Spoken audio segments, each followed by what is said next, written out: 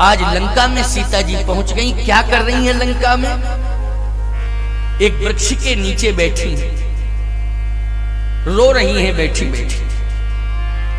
कृष्ण शीस कृष्ण शीस जटा जटा एक बैनी और जपत हृदय रघुपति गुण श्रेणी। कृष्ण शीस जटा एक बैनी। याद रखना, सीता जी के केसों की एक ही जटा बन गई। अब बोलो ये असगुण है कि नहीं? सुहागवती नारी के केसों की जटा बननी चाहिए क्या? बोलो जल्दी बोलो, ये असगुण है। सीता जी सुहागवती है, लेकिन कृष्ण शीस जटा एक बहनी। केस उलझ गए, जटा बन गई। सावधान, जब से प्रभु राम से दूर हुई हैं सीता जी, श्रृंगार नहीं किया हुआ। सुहागवती नारी का जिस नगर में श्रृंगार ना हो पावे, बोलो ये असगुण है नगर के लिए कि नहीं है? ये असगुण है, क्योंकि समाज ने मजबूर कर दिया है, परिस्थिति पैदा कर दी है, इसलिए सुहागवती नारी अपना श्रृंगार नहीं कर पा रही है। बोलो नगर के लोगों ने मजबूर कर दिया है उसे, इसलिए श्राप है ये नगर के। सुहागवती नारी नगर के लिए वरदान हुआ करती है।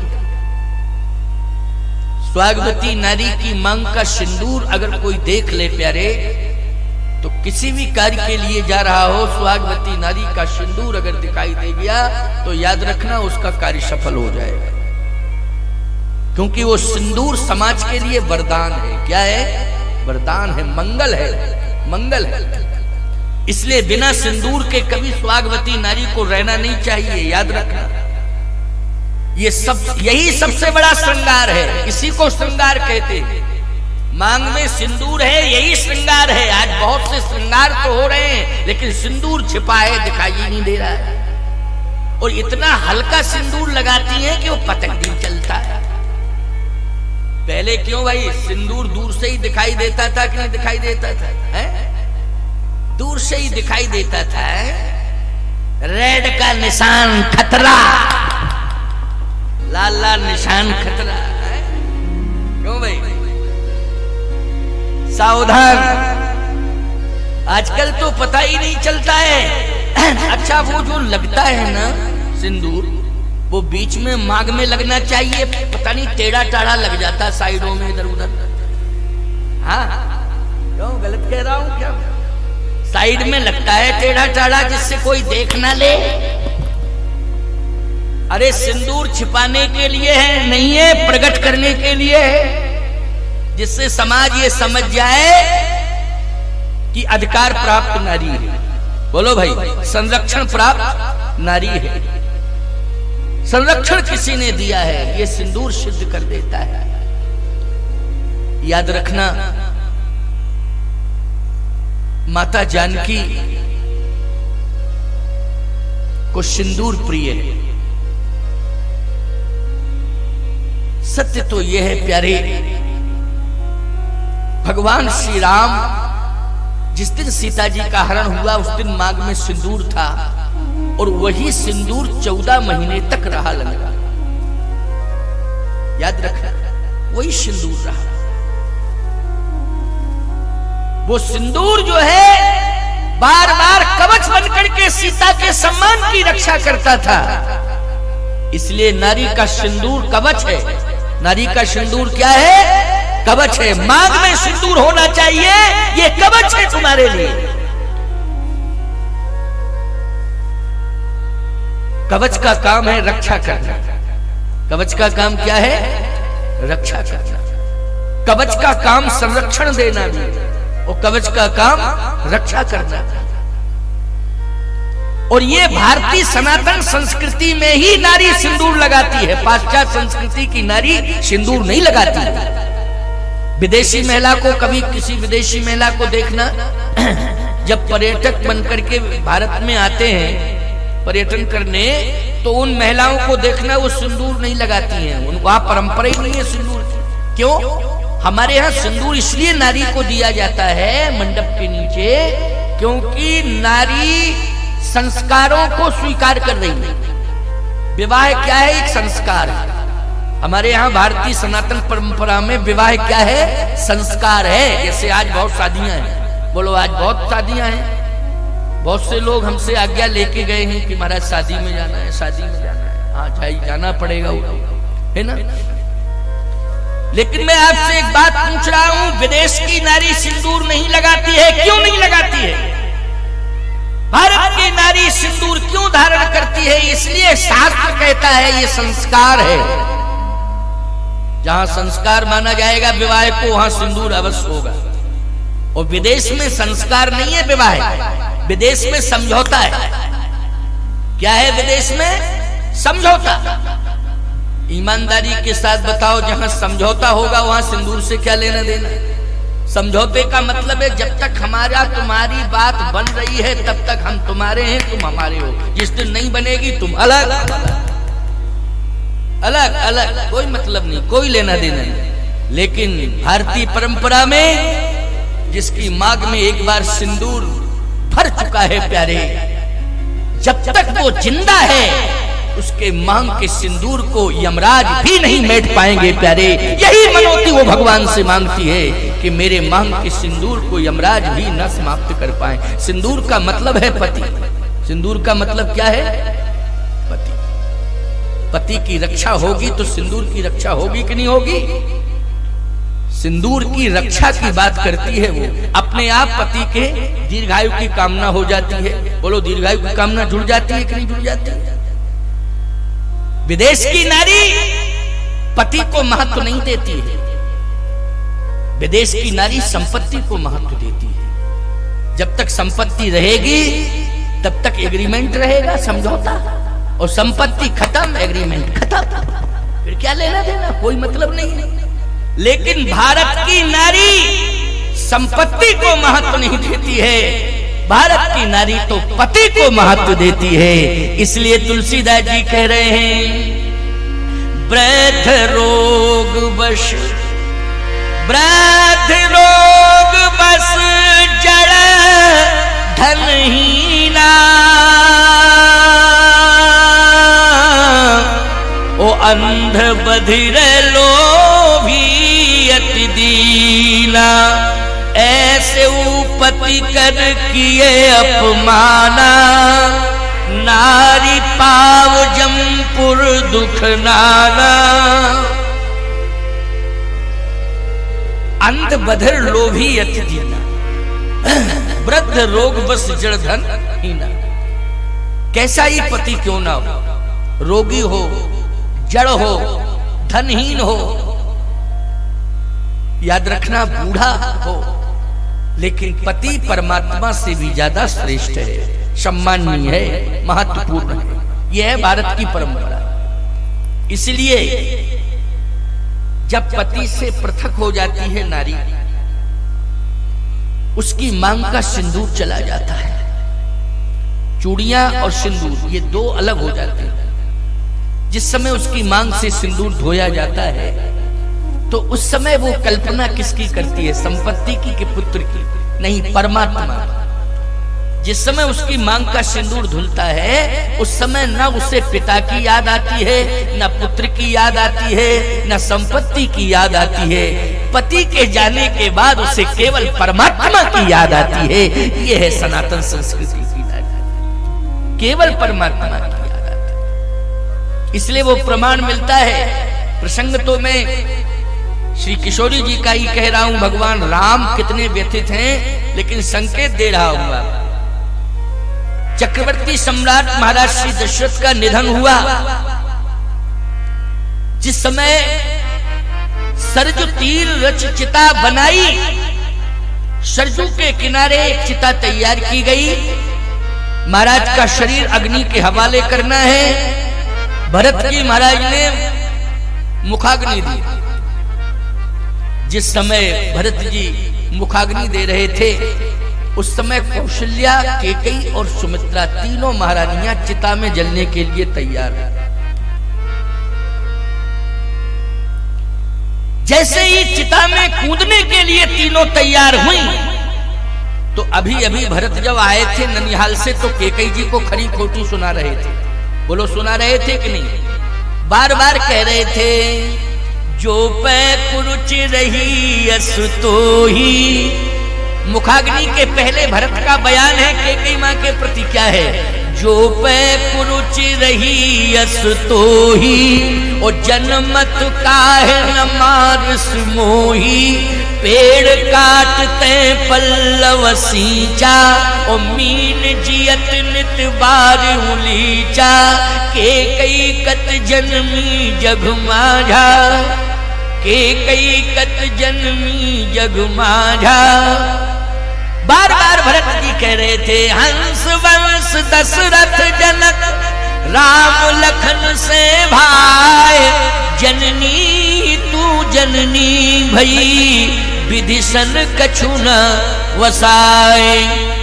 धर धीरज पुनि उठे संवारी, कहो कि तू मरण हे तू महतारी। पिता की मृत्यु का कारण बताओ क्या है? बोलती क्यों नहीं है? कारण क्या है? आज मैं तेरा त्याग करता हूं, तेरे कारण मेरे पिता की मृत्यु हुई है। लेकिन भरत जी महाराज ने देखा कि तीनों माताएं चिता में जलने को तैयार हैं, तो भरत जी ने तीनों माताओं के पैर पकड़े हैं। गई पद विनय मातु सब राखी, मातु सब राखी। सबका मतलब बोलो केकई है कि नहीं? मरने से केकई को भी बचाया कि नहीं बचाया? कौशल्या को ही नहीं बचाया, सुमित्रा को ही नहीं बचाया, केकई को भी मरने से बचाया। आप कहोगे महाराज जी भाव क्या है इसमें? भाव यही है कि मरने की जरूरत नहीं। क्यों? सिंदूर चला गया, चूड़ियां चली गई, तो अब जिंदा रह के करूंगी क्या? कौशल्या जी ने कहा। भरत जी ने कहा, जब पति चला जाए तो जगतपति की शरण में जाना चाहिए। किसकी शरण में जाना चाहिए? जगतपति की शरण। देखो, इसलिए हमारे यहां जो जलने वाली परंपरा थी, सती प्रथा जिसको कहते थे, जलने वाली परंपरा, उसको रोका गया। भारतीय संविधान में भी प्रतिबंध लगाया है, लेकिन हम लोगों ने भी इस बात को, समय को देखते हुए बार बार कहा है कि मरना नहीं है, अब तो जगतपति की शरण में जाना है। किसकी शरण में जाना है? जगतपति की शरण में जाना है। और निश्चित रूप से जितना प्रेम आप पति से करती हो, पति के जाने के बाद अगर उतना प्रेम आपने जगतपति से कर लिया, तो तुम्हारा भी उद्धार होगा, तुम्हारे पति का भी उद्धार होगा, तुम्हारे कारण होगा। इसलिए तुम अपने पति के उद्धार में सहायक सहयोगी बन जाओ। इसलिए भरत जी ने तीनों माताओं को रोक दिया, पैर पकड़ लिए, प्रार्थना की, नहीं नहीं, पति चला गया है, हम जगतपति से आपको मिलाएंगे। और जगतपति कहाँ रहता है? चित्रकूट में। तो इसलिए तीनों माताएं बोलो आई कि नहीं आई चित्रकूट में? कल मैंने संकेत दिया था कथा प्रवचन में कि तीनों माताएं चित्रकूट आई थी। ये प्रारब्ध होता है कि पति पहले चला गया, पत्नी बाद में, प्रारब्ध है ये। हर नारी चाहती है कि मैं सुहागवती रहूं, समाज से जाऊं तो मेरी मांग का सिंदूर मेरे साथ जाना चाहिए, चमकता रहे मांग में सिंदूर। लेकिन प्रारब्ध अगर विवश करता है तो तुम तो सामान्य नारी हो, हम तो कौशल्या जी की बात कर रहे हैं, जिन्होंने इतनी बड़ी तपस्या की कौशल्या जी ने कि ब्रह्म को बेटा बना लिया है। ईमानदारी से बताओ, उनको भी वैधव्य लेना पड़ा कि नहीं लेना पड़ा? राम की मां को वैधव्य लेना पड़ा। राम की मां से बड़ा सौभाग्यशाली कौन होगा संसार में? कोई माई का लाल बतावे। लेकिन प्रारब्ध था ये, इसलिए उनके सामने भी ये कंडीशन आई। लेकिन मुख्य बात तो ये है कि हमें जगतपति की शरण में जाना चाहिए। तो सीता जी के केसों की जटा बन गई, उलझ गए केश, कृष्ण शीश, शरीर दुबला पतला है। 14 महीने तक सीता जी ने अन्न जल ग्रहण नहीं किया, जबकि उस बगीचे में फल ही फल थे। अगर फल ना होते तो हनुमान जी कैसे खाते? बोलो भाई। देख बुद्धिबल निपुण कपि कहो जानकी जाओ, रघुपति चरण हृदय धर तात मधुर फल खाओ। तो वही तो वाटिका है जिसमें मधुर फल है, लेकिन 14 महीने तक सीता जी ने एक भी फल ग्रहण नहीं किया। क्या फल गिरे नहीं होंगे अपने आप? फल गिरे होंगे, गिरते ही है, बगीचा है तो फल अपने आप भी गिरते हैं। कुछ फलों को तोता गिरा देता है, बोलो गिरा देता है कि कुछ समय से अपने आप गिर जाते हैं। लेकिन किशोरी जी ने 14 महीने तक फल ग्रहण नहीं किया, जल ग्रहण नहीं किया। अन्न तो 14 साल न राम जी ने खाया न सीता जी ने खाया, लक्ष्मण जी ने तो कुछ खाया ही नहीं। अन्न कहाँ खाया है? जल और फल से ही व्यतीत किए 14 साल। लेकिन 14 महीना ऐसे बीते कि जो राम के सामने भी चुनौती नहीं आई, वो भगवती सीता के सामने चुनौती आई। 14 महीने तक सीता जी ने लंका में रहकर ना फल ग्रहण किया न जल ग्रहण किया। जहां फल होता है, वृक्ष होते हैं, वहां जल की व्यवस्था होती है, क्योंकि उनमें जल दिया जाता है। बोलो दिया जाता है कि नहीं दिया जाता?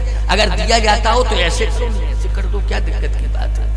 लेकिन सही बात है, जहां बगीचा होता है वहां जल की व्यवस्था होती ही होती है, निश्चित होती है। तो वहां जल भी था, लंका में बगीचे में जिसको अशोक वाटिका कहते, उसमें फल भी थे, उसमें जल भी था, फल भी था।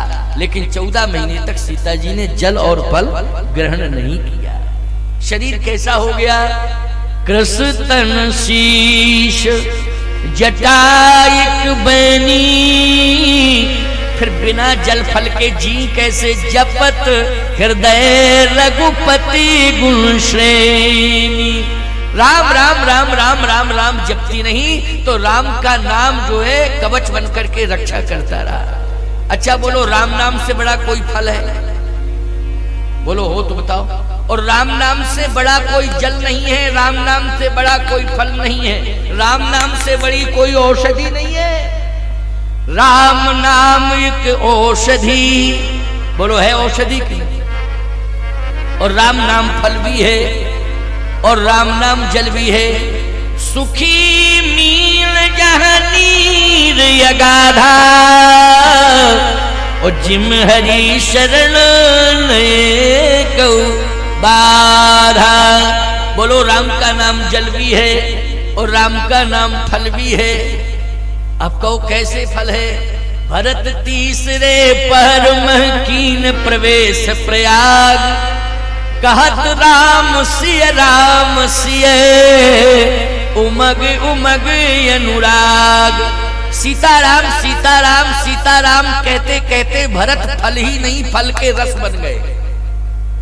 प्रमाण क्या है कि फल के रस बन गए? सीताराम सीताराम कहते कहते भरत फल ही नहीं, फल के रस भी बन गए।